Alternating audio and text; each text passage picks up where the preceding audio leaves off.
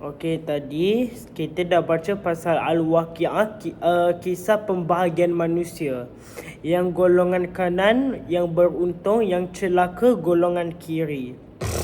Al-Waqiah ayat 7. Wa kuntum azwajan thalathah, maksudnya dan kamu akan menjadi 3 golongan.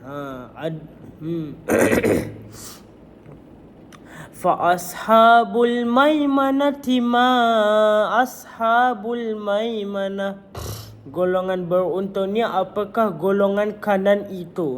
Golongan kanan kita adalah orang-orang yang masuk golongan kanan. Golongan kanan untuk orang-orang yang beriman.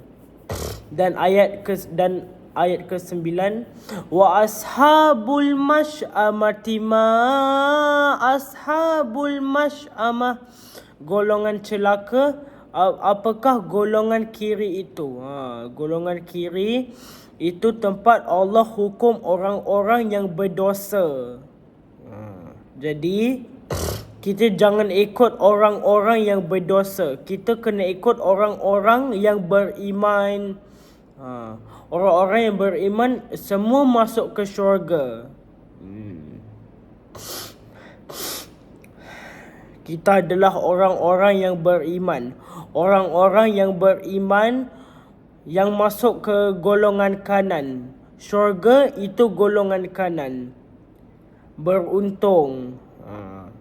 Orang-orang yang kafir, yang ingkar, itu golongan kiri. Itu golongan celaka. Yang mengingkar kepada Allah, yang buat sombong dengan Allah, itu orang kafir. Orang kafir sangat sombong dengan Allah.